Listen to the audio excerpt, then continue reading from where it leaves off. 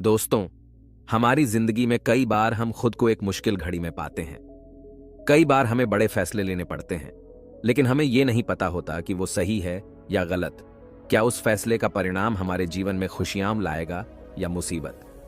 लेकिन कई बार हमारे पास सही निर्णय लेने की सुझाव नहीं होते और हम जल्दबाजी में फैसला कर लेते हैं, और उन फैसलों की वजह से हमारी जिंदगी सुखमयी हो सकती है या फिर हमारी जिंदगी नरक से भी बढ़कर हो सकती है। इसलिए सही फैसला लेने की क्षमता हमारे जीवन में सफलता हासिल करने के लिए आवश्यक है। तो चलिए आज की इस बोध कहानी के माध्यम से जानते हैं कि जीवन में सही फैसले कैसे लिए जाएं, और यह भी कि सही निर्णय लेने के तरीका कौन सा है। तो बिना किसी देरी के कहानी शुरू करते हैं। दोस्तों, कई साल पहले की बात है। एक छोटे से राज्य में एक बौद्ध भिक्षु निवास कर रहे थे, जिन्हें सभी जगहों पर उनके ज्ञान के बड़े चर्चे थे। वह बौद्ध भिक्षु बहुत ज्ञानी थे। उनके पास लोग बहुत दूर दूर से आते थे ताकि वे उनसे अपनी समस्याओं का समाधान प्राप्त कर सकें। उनके पास कोई भी कैसी भी समस्या लेकर क्यों ना आए, वह समस्या का समाधान अवश्य करते थे। जब भी वह किसी की समस्या सुनते तो उस समस्या को बड़े ही ध्यान से सुनते समझते, उसमें लीन हो जाते और उसके बाद कुछ देर के लिए वह आंखें बंद करते और समस्या के बारे में अच्छे से सोच विचार करते और उसके बाद उसका समाधान देते।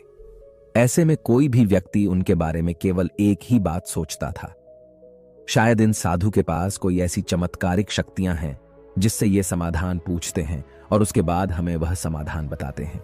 एक बार एक युवक ने उन महाराज से यह पूछ भी लिया। उस शिष्य ने पूछा, क्या आपके पास ऐसी कोई चमत्कारी शक्तियां हैं जिसके कारण आप हमारी समस्याओं का समाधान करते हैं, या आपके पास ऐसी कोई दिव्य दृष्टि है जिससे आप हमारी समस्याओं का समाधान खोज पाते हैं। उस युवक की यह बात सुनकर वह साधु जोर जोर से हंसने लगे, लेकिन उन्होंने उस युवक की बात का कोई जवाब नहीं दिया। उसके कुछ ही दिनों बाद उस राज्य में एक बड़ी अजीब सी घटना घटी। उस राज्य में एक बुढ़िया औरत रहा करती थी, जो अपने पूरे घर में अकेले ही रहती थी। उसका कोई न था। उस राज्य से होकर 4 मित्र अपने घर की ओर जा रहे थे। वे लोग दूसरे नगर में काम करके पैसा इकट्ठा करके अपने गांव की ओर जा रहे थे। यह बात बहुत पुराने जमाने की है, जब यातायात के साधन न हुआ करते थे, इसलिए वे लोग पैदल ही यात्रा किया करते थे। इसी कारण वे चारों मित्र अपने अपने धन को इकट्ठा करके अपने गांव की ओर प्रस्थान कर रहे थे। उन चारों ने अपना अपना धन एक छोटी सी पोटली में रखा था और उसी पोटली में उन सबकी सारी कमाई थी। तभी उन चारों मित्रों में से एक मित्र कहता है, मित्रों, इस तरह से यदि हम अपना धन अलग अलग रखेंगे तो इससे हमारा धन चोरी हो सकता है। क्यों ना हम अपना सारा धन एक ही पोटली में रख दे, जिससे हम सब इस पर ध्यान भी दे सकेंगे और हमारा धन सुरक्षित भी हो जाएगा। और जब हम अपने गांव पहुंच जाएंगे तो हम वहां पर अपना अपना हिस्सा इसमें से ले लेंगे। उन तीनों मित्रों ने उस युवक की बात मान ली और वे सभी मिलकर अपना धन एक ही पोटली में रख देते हैं और वे सभी मिलकर अपने गांव की ओर आगे बढ़ते हैं। चलते चलते काफी समय बीत चुका था और अब रात्रि होने वाली थी। तभी आगे चलकर रास्ते में उन्हें एक घर दिखाई दिया, जहां पर एक बूढ़ी औरत रहा करती थी। रात्रि का समय भी हो चुका था और उन चारों मित्रों को रात रुकने के लिए कोई न कोई जगह की आवश्यकता भी थी। ऐसे में उन चारों ने मिलकर यह योजना बनाई कि वे लोग आज रात इसी घर में ठहरेंगे। इसलिए वे चारों लोग उस घर की ओर आगे बढ़ते हैं। उस घर का दरवाजा खटखटाते हैं। तभी सामने से एक बूढ़ी औरत दरवाजा खोलती है और उन चारों मित्रों में से एक मित्र हाथ जोड़कर उस बूढ़ी औरत से कहता है, माताजी, हम अपने गांव की ओर जा रहे थे, लेकिन यहां रास्ते में ही रात हो गई और अब हम इतनी रात में सफर नहीं कर सकते। इसलिए हमारी आपसे विनती है कि हम आपके यहां पर एक रात रुकना चाहते हैं। कल सुबह होते ही हम यहां से चले जाएंगे। उस बूढ़ी औरत ने काफी देर सोच विचार किया और उसके बाद वह बूढ़ी औरत कहती है, ठीक है, तुम सभी आज रात के लिए यहां पर रुक सकते हो। मुझे कोई दिक्कत नहीं, मैं खाना बनाने जा रही हूं। कहो तो तुम लोगों के लिए भी बना दूं। उन चारों ने सहमति जताते हुए कहा, हां बिल्कुल। उसके बाद उन चारों मित्रों ने वर्धन की पोटली उस बूढ़ी औरत को थमा दी और कहा, माताजी, इस पोटली में हमारे साल भर की कमाई है। हम चारों ने अब तक का अपना सारा कमाया हुआ धन इसी पोटली में रखा है और अब हम इसे आपको सौंपते हैं, क्योंकि यह हम चारों से ज्यादा आपके पास सुरक्षित होगा। हम बस इतना चाहते हैं कि यदि हम चारों में से कोई एक व्यक्ति से लेने आए तो आप इस पोटली को उसे मत देना, जब तक कि हम चारों एक साथ इस पोटली को लेने ना आए। तभी वह बूढ़ी औरत कहती है, ठीक है बेटा, यदि तुम चारों एक साथ आओगे तभी मैं इस पोटली को आपको सौंपेंगी। और वैसे भी आप लोग तो सुबह यहां से चले जाने वाले हैं। मैं आपको सुबह ही यह पोटली थमा दूंगी। वह धन की पोटली उस बूढ़ी औरत को थमाकर चारों मित्र निश्चिंत हो जाते हैं कि अब उनका धन सुरक्षित है, और वे लोग खाना खाकर सो जाते हैं। अगली सुबह जब वह चारों उठते हैं तो सभी लोग अपनी आगे की यात्रा के लिए तैयारियां शुरू कर देते हैं। उन चारों नौजवानों में से एक नौजवान थोड़ा सा बदमाश था। वह अपने उन तीनों मित्रों से कहता है, भाइयों, इस बूढ़ी औरत ने हमारी रात भर खातिरदारी की है। हमें अच्छा भोजन खिलाया, सोने के लिए अच्छी जगह दी, रात भर यहां सर छुपाने के लिए एक अच्छा मकान दिया, और हमने अब तक उसके लिए कुछ नहीं किया। वह बूढ़ी औरत अकेले ही खेतों में काम कर रही है। क्या हम सभी यहां से जाने से पहले इस बूढ़ी औरत की मदद नहीं कर सकते? उस बदमाश नौजवान ने मन ही मन यह योजना बना ली थी कि वह किसी तरह से भी उस बुढ़िया से पोटली हासिल करके ही रहेगा। बाकी के तीनों मित्र उसकी बातों में आ जाते हैं और वे सभी मिलकर उस बुढ़िया की मदद करने, अर्थात खेतों में काम करने के लिए चल पड़ते हैं। वे सभी मिलकर खेतों का काम कर ही रहे थे कि तभी वह बदमाश नौजवान अपने बाकी तीनों मित्रों से कहता है, मित्र, मुझे जोरों की प्यास लग गई है, मैं जरा उस बूढ़ी औरत से पानी मांग कर लाता हूं। वह बाकी मित्र भी अब काफी थक चुके थे, उन्हें भी जोरों की प्यास लगी थी, इसलिए वह तीनों मित्र उसे वहां से जाने की अनुमति दे देते हैं। जैसे ही वह बदमाश उस बूढ़ी औरत के पास पहुंचता है, वह उस बूढ़ी औरत से कहता है, माता जी, अब हम यहां से जा रहे हैं, कृपया करके हमारे धन की पोटली हमें वापस दे दें। इस पर वह बूढ़ी औरत कहती है, नहीं नहीं, जब तक तुम चारों एक साथ ना हो तब तक मैं वह पोटली किसी को नहीं दे सकती। तुम्ही ने तो कहा था कि जब तक हम चारों एक साथ ना हो तब तक यह पोटली किसी को नहीं देनी है। तभी वह बदमाश उन तीनों की तरफ इशारा करते हुए कहता है, लाऊं। उन तीनों ने सोचा कि हमारा मित्र हमारे लिए पानी लाना चाहता है, इसलिए वह हमसे आज्ञा मांग रहा है। तभी उन तीनों मित्रों ने इशारे में उस युवक से कहा, हाँ हाँ ठीक है, ले आओ।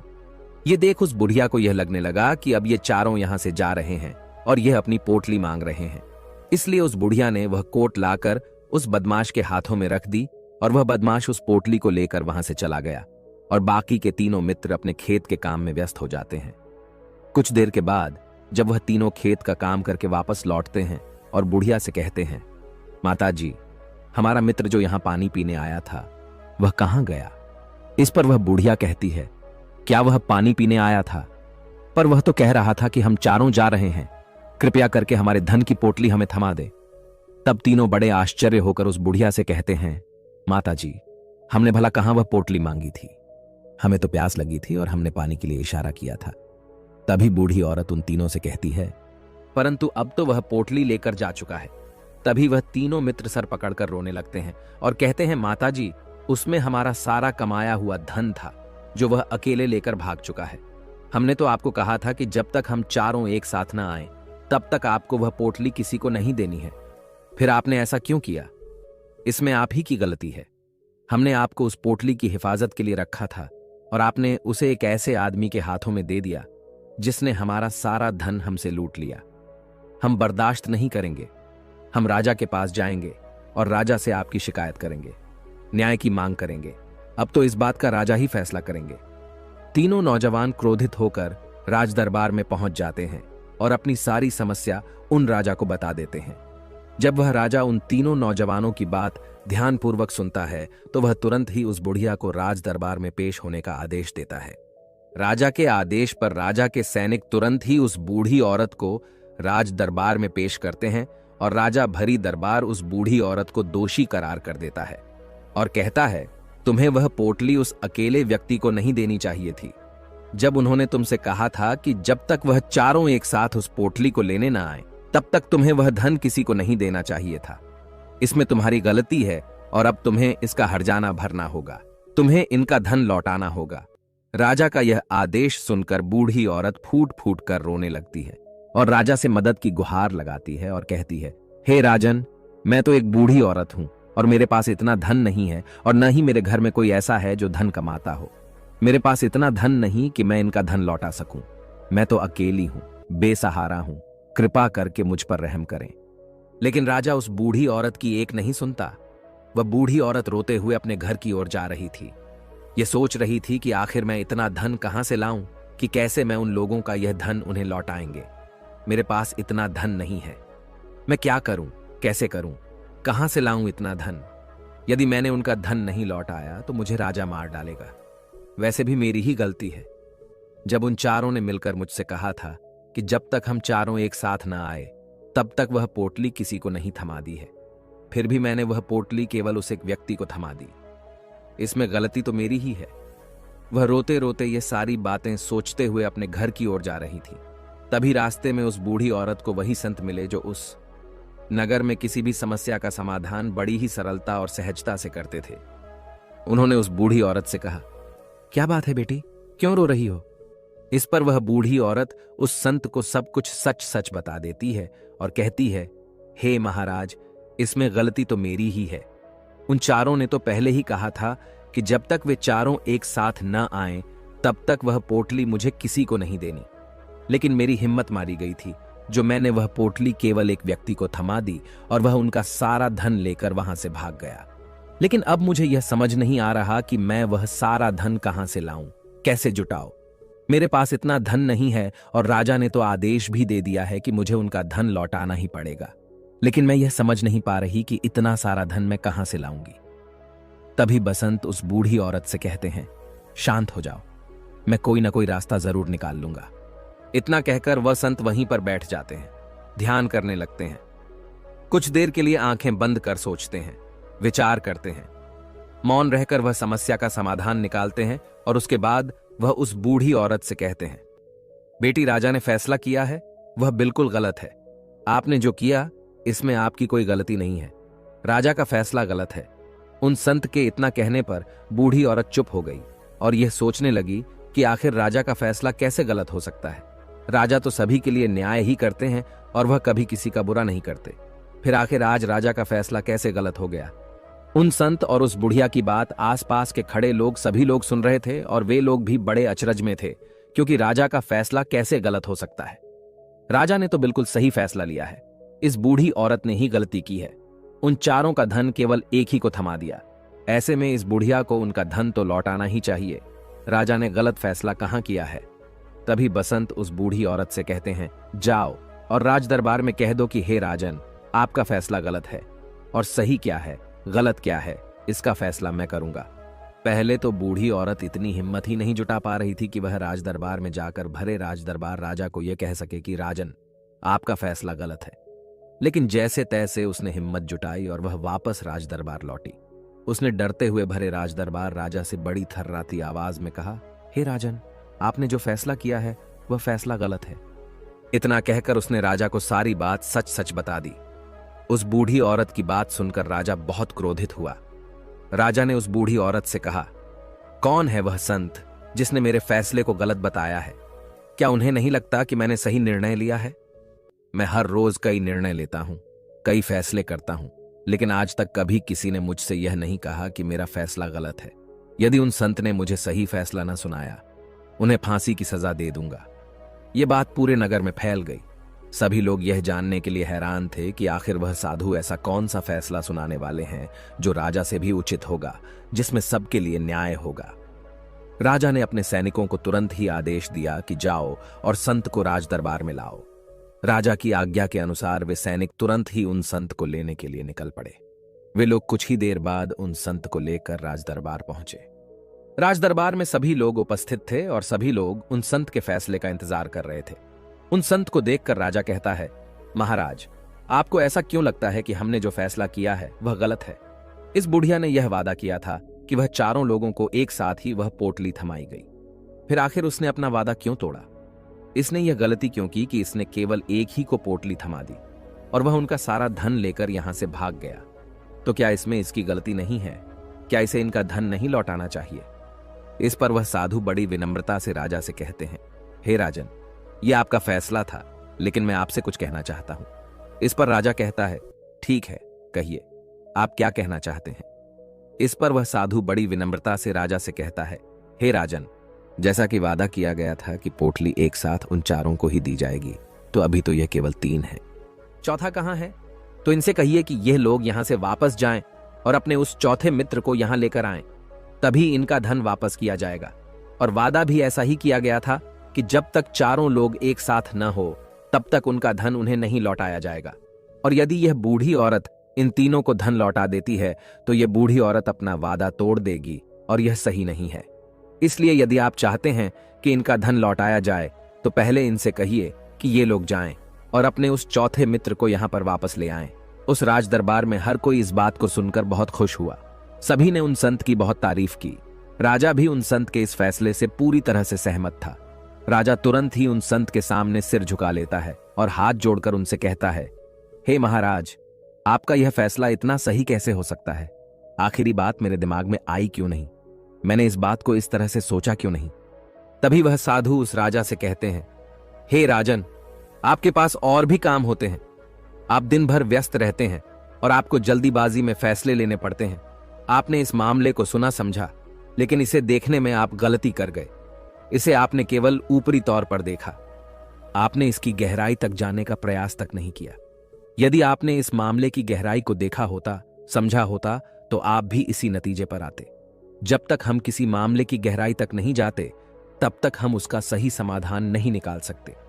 लेकिन हम में से अधिकांश लोग तो अपने फैसले केवल जल्दीबाजी में लेना चाहते हैं, भले ही वह मामला कितना भी गंभीर क्यों ना हो। हमें तो बस अपना हक चाहिए, हमारा नाम होना चाहिए, भले ही फैसला हमारे लिए आगे चलकर हमारे लिए नुकसानदायी क्यों ना हो। लेकिन हम तो उस मामले की गहराई तक जाने के लिए सोचते तक नहीं। तभी वह राजा उन संत से कहता है, हे महाराज, क्या आपके पास कोई दिव्य शक्तियां हैं? क्या आपके पास ऐसी कोई चमत्कारिक शक्ति है जिसे आप सवाल करते हैं और बदले में वह आपको जवाब देती है, जिस कारण आप सटीक और सही समाधान बता पाते हैं? राजा की यह बात सुनकर वसंत मुस्कुराने लगे और राजा से कहते हैं, हे राजन, यह सवाल मुझसे कई लोगों ने पूछा है और मैंने कभी किसी का कोई जवाब नहीं दिया। लेकिन आप इस राज्य के राजा हैं, इसलिए मैं आपके इस प्रश्न का उत्तर देता हूं। आप में से कई लोगों को यहां ऐसा लगता है कि मेरे पास कोई ऐसी शक्तियां हैं जिससे मैं बात कर सकता हूं, जिससे मैं कोई भी समस्या का समाधान पा सकता हूं। लेकिन मैं आप लोगों को एक बात सच सच बता देता हूं, मेरे पास ऐसी कोई शक्तियां नहीं हैं। मैं तो केवल हर मामले की गहराई तक सोचता हूं, उस बात पर विचार करता हूं, और जब मैं विचार करता हूं तो मेरे सामने कई सारे समाधान आते हैं, और जो समाधान मेरे सामने आते हैं मैं उन पर भी विचार करता हूं, उनके बारे में भी गहराई तक जाता हूं। और जब मुझे लगता है कि इस समस्या का समाधान यही होना चाहिए, तभी मैं समाधान उस व्यक्ति को देता हूं ताकि वह अपनी समस्या का समाधान कर सके। अब आप ही सोचिए, आप जल्दीबाजी में यह फैसला लेकर इस बुढ़िया का जीवन पूरी तरह से बर्बाद कर देते। हमारा पूरा जीवन केवल एक फैसले पर निर्भर करता है। यदि वह फैसला सही हुआ तो हमारा जीवन अच्छा बन जाएगा, और यदि वह फैसला गलत निकला तो हमारा जीवन नर्क से भी बदतर हो सकता है। इसलिए यदि आप सही और सटीक फैसला लेना चाहते हैं तो आपको मौन रहना सीखना पड़ेगा। मौन रहकर उस पर विचार करना सीखना होगा, क्योंकि हमारे फैसले ही हमारा भविष्य तय करते हैं, हमारी जिंदगी का अगला पड़ाव तय करते हैं। फिर चाहे वह फैसले छोटे हों या बड़े, वे ही हमारी जिंदगी को निर्धारित करते हैं। इसलिए सबसे पहले हमें सही फैसले लेने के लिए मौन रहना सीखना आवश्यक है, उन पर विचार करना आवश्यक है।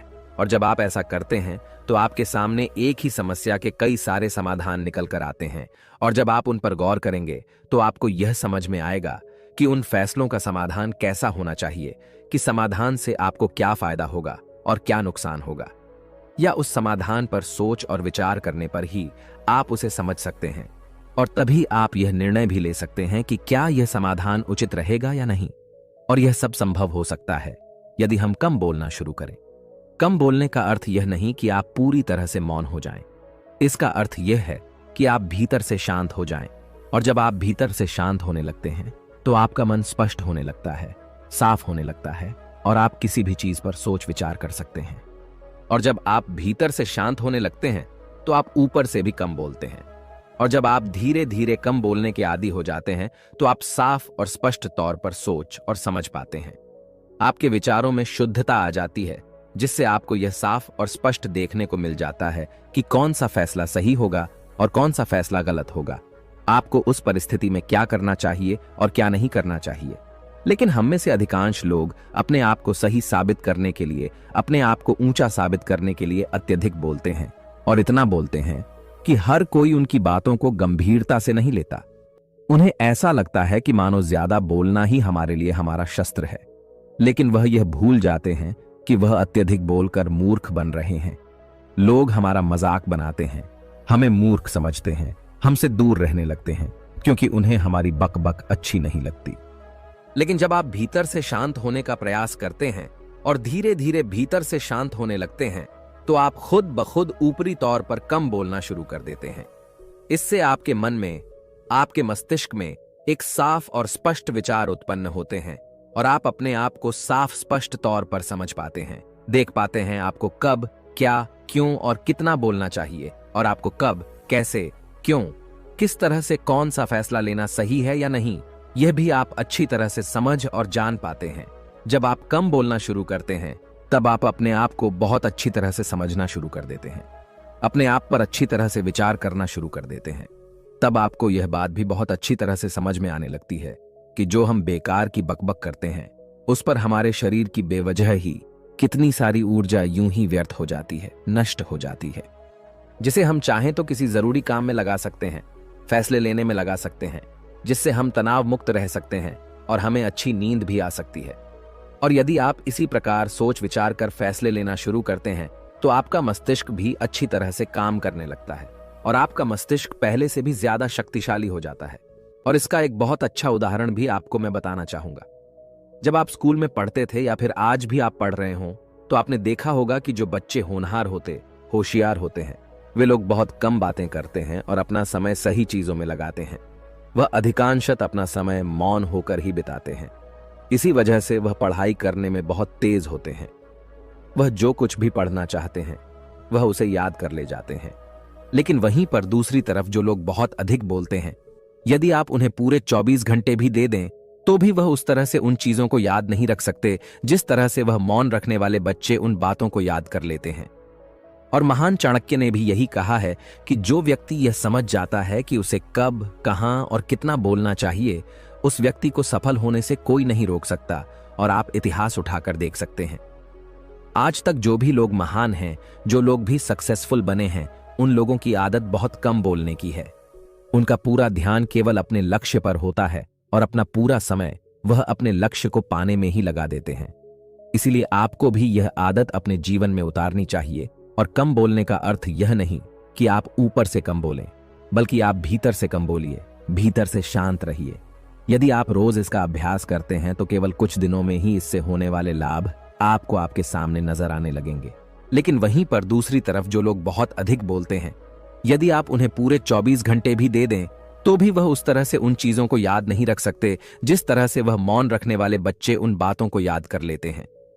और महान चाणक्य ने भी यही कहा है कि जो व्यक्ति यह समझ जाता है कि उसे कब, कहां और कितना बोलना चाहिए, उस व्यक्ति को सफल होने से कोई नहीं रोक सकता।